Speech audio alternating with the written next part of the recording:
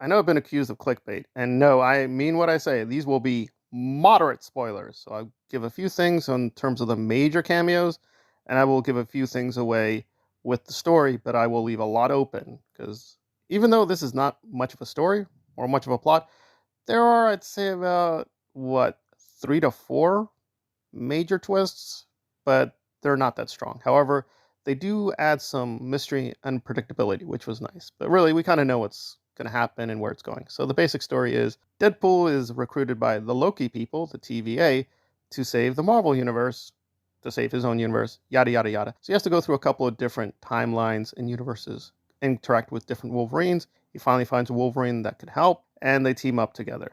So that is the plot in a nutshell. So what is the problem? I don't think the issue is necessarily Deadpool and Wolverine itself. It's this larger conversation. Is the MCU dead? Is it still good? Da da da da da. So I will have to reference a little bit of Multiverse of Madness as well as Rise of Skywalker because those films are very similar to this film. And I think critical opinion is they're the worst films of all time, which is, that's the EFAP interpretation, which is really stupid. I mean, they need to see more films or even understand how films work. It's probably correct to say this is Cameo the movie because the cameos do a lot of work and we do get a lot and they're really, really great. So I want to keep most of them a mystery, but you got to talk about a few of them because they're critical to the plot and they're also like setting the tone. Like, let me give a case of the good cameo and the bad cameo. So there's a cameo by an MCU character at the beginning and you're like, okay, that was kind of worthless. It didn't really do anything. It wasn't that impressive. It's like, I understand why they did it to set up the plot, but it wasn't really all that helpful. And it was like, okay, that was a little that was a little weird. I will say the beginning of Deadpool was actually pretty good, but that cameo did not help. But then we get one of the great cameos when the film really starts with the Human Torch, and not the Black Torch.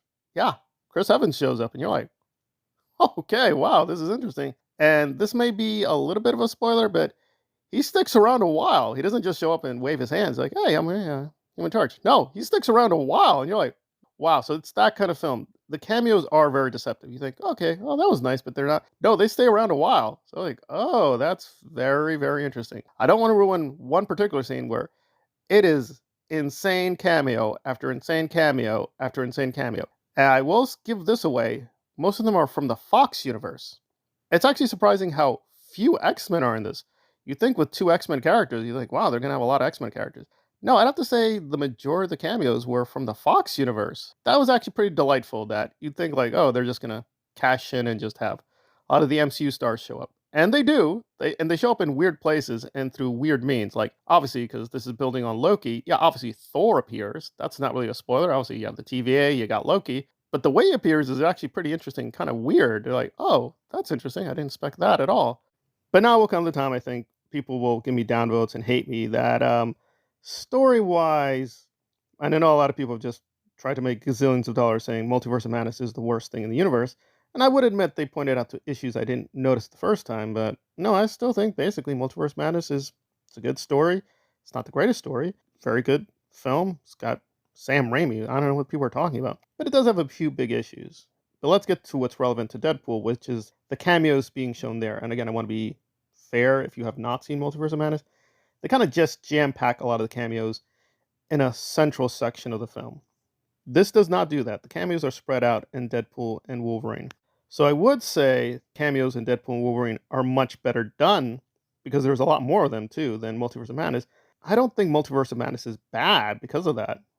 This is meant to be an action comedy. What they were doing Multiverse of Madness was kind of like this very weird mix of horror, fantasy, and being an MCU project. And on that level, I think it succeeded. I would say it's even still slightly better than this. Because, yeah, the core story, when we get to the villains, is pretty weak and pretty anemic. They make sense, it's just they're kind of pathetic. They don't really offer resistance. Not in terms of their power level, they are very powerful. It's just like, I don't really care. I don't really care what Cassandra wants. I don't care what Paradox wants. I just don't care. Their dialogue is not impressive. The actors are good, but I mean, their motivations as well as their role is just very functional. It's like, oh, they're threatening us. Got it. They're threatening the universe. Got it. And so the way Wolverine and Deadpool respond is actually very nice and very interesting and does build a little bit on their character. But I think even there, people are exaggerating. This is very close to Rise of Skywalker, that the characters do develop a little bit, but it's by a tiny amount. It's like Rey becoming a hero, and then she becomes a superhero. Got it. It's like that's the big thing with Rise of Skywalker. Oh, she gets a yellow saber now, and that's kind of here. It's like Deadpool and Wolverine are friends now. Okay, does it really advance Wolverine or Deadpool as characters? Not really, but they're friendly now. They had a few problems in the beginning, but they're friendly now. So yeah, the story and the plot are kind of weak. The twists are okay, but I would say Multiverse of Madness had much better twists, and they're much more radical and much more intriguing. A lot of people think the twists don't make sense. No, they make sense if you understood what they were doing.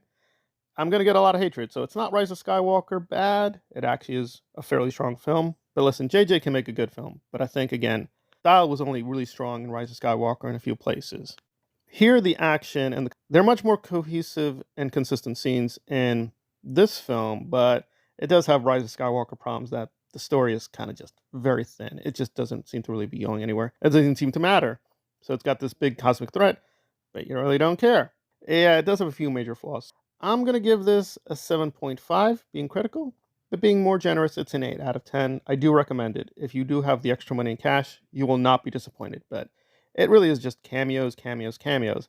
And if you're critical of Multiverse of Madness and Rise of Skywalker for leaning upon that, then I can understand. If on the other hand, you like this film but are faulting those films, I'd have to say the EFAP people have a major contradiction on their hands.